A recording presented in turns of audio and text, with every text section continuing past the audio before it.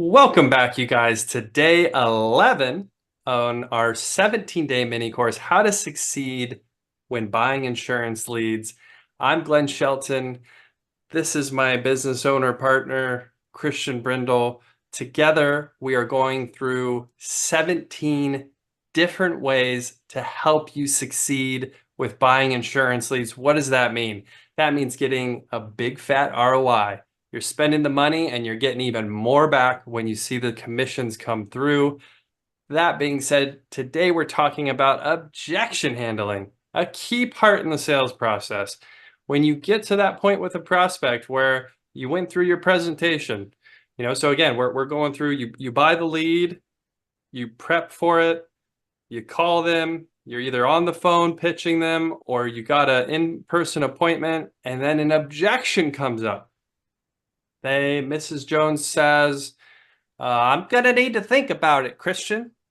Or maybe she says, I don't think I can afford this. Or maybe she says, I have another agent that I want to talk to. The list goes on and on and on and on and on. That being said, Christian, take it away with objection handling. Tell the people how you would handle an objection, or maybe there's a specific objection that's really common that we should talk about. What do you think? Yeah, I think this is what separates the men from the boys when it comes to being an agent, right? Like, can you handle an objection? So, what you need to have the mentality about is when an objection presents itself and it comes out, you need to be quick about it. There's so many times I see an agent where they get hit with an objection and they're just they need time to process, right? It just Right. needs to they're quiet for a second. The person then sees the weakness. It's like a shark smelling blood in the water, if you will, and they take control of the situation and they Yeah, just push you off the phone. I've seen it happen time and time again. sure. So you need to be quick about it. You need to be Matumbo. Ooh, I like No, it. no, no. That's you needs to be your Smash mentality. it. So how do you handle objections, right? So the one that we get constantly in our office to this day, and I have to coach agents through internally, is I already have an agent. That's one we get a lot. I already have an agent, or Yeah. I'm happy with my agent.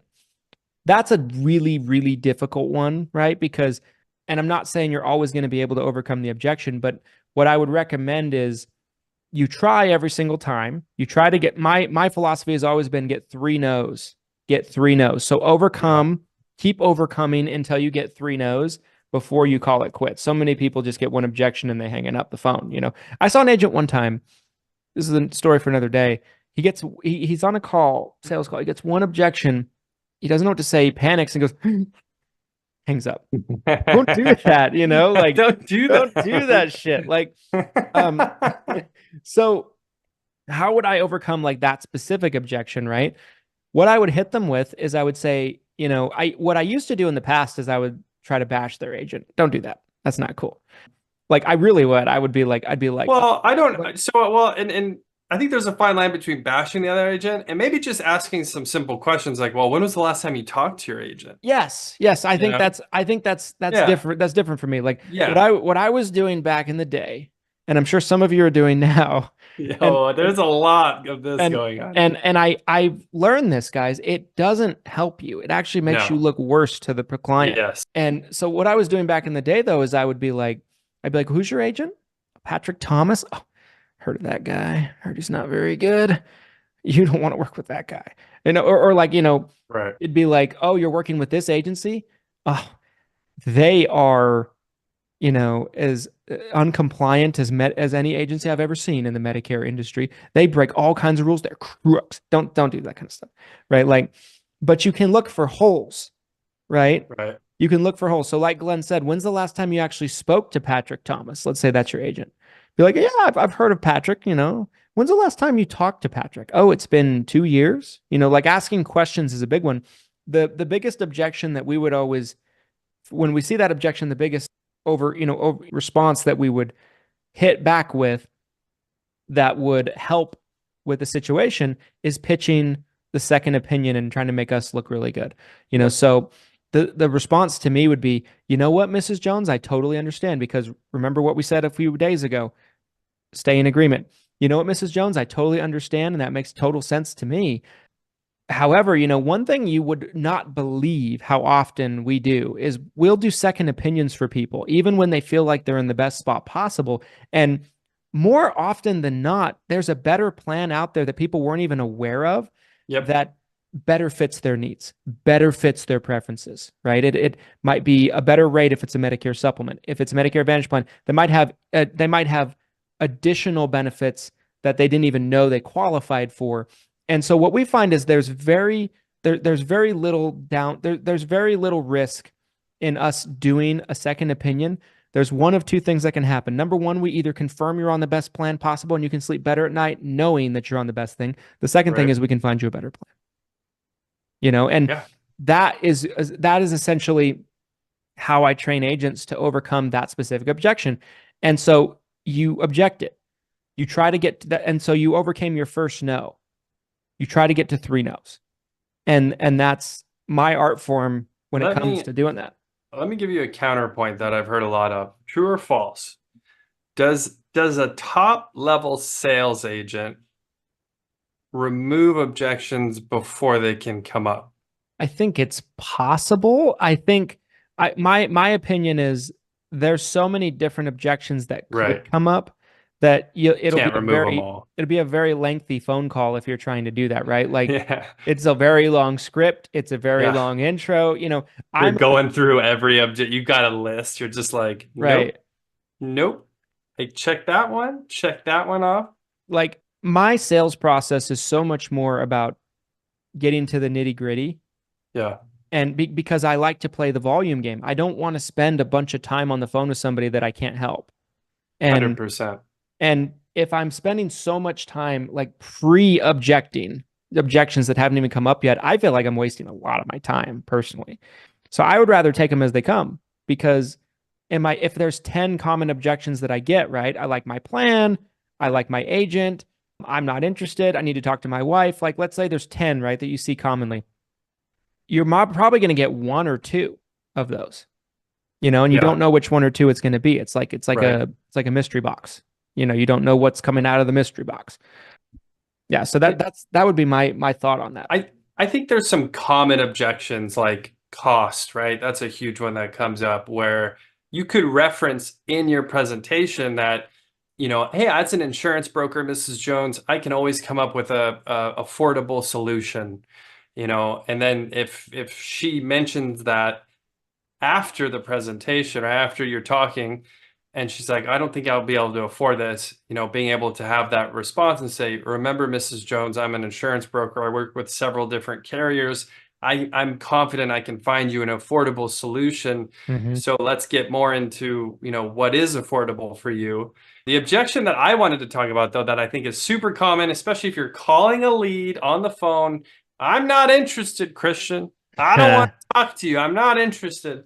And that seems like a brick wall, I think, for a lot of agents. Just Hmm. boom, like they can't get through that one.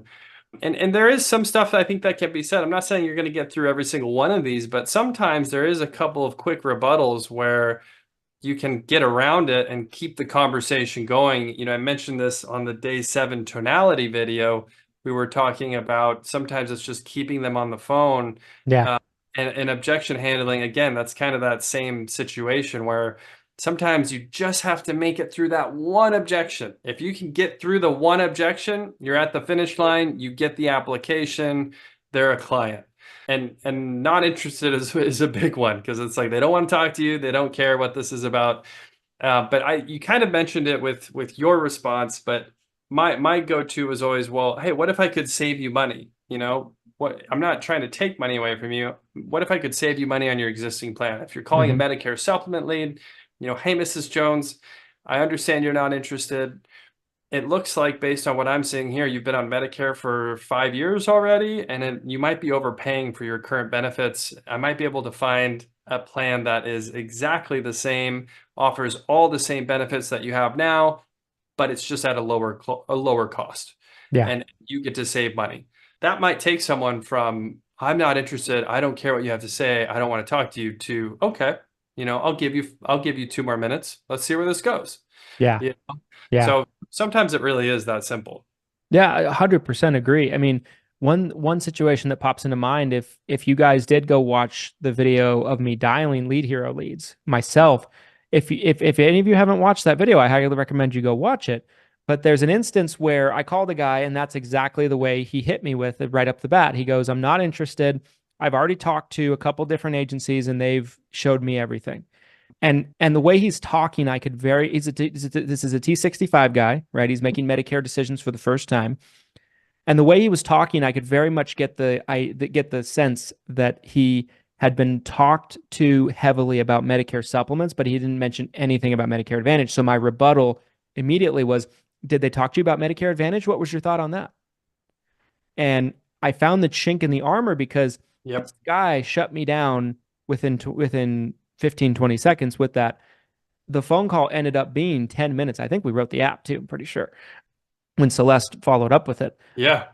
But like that's a great example of that too, right? Is like, asking those questions. So Glenn asked the question, like, what if I could save you money? Like, from what I can see right here, based on Yep. what you're paying, I do have better rates available in your area for the exact same coverage. I don't know if, like, I mean, would that be something we could have a very brief conversation about?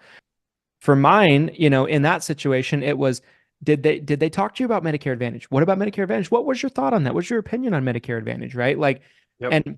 and trying to just kind of crowbar something in before they completely just bulldoze you. Guys, there is a massive guide on the Lead Heroes website, Insurance Agent's Guide to Handling Objections. We get into all sorts of different objections. We get quotes from other agents on different rebuttals that they use to get around objections, similar to what Chris and I just went through. I'm going to make sure that this is linked with this video so you can check it out. It is, again, leadheroes.com, Insurance Agent's Guide to Handling Objections. It's worth your time to check it out. That being said, today is day 11 on our 17-day mini course, How to Succeed Buying Insurance Leads.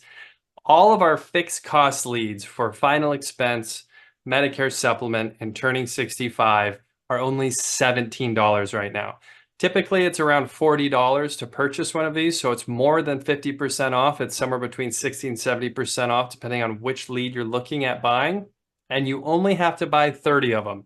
So for 500 bucks, you can get 30 attempts at the plate to see if you can get a sale, and it only takes one to get that ROI. It only takes one because the lifetime client value is huge, especially with these Medicare clients.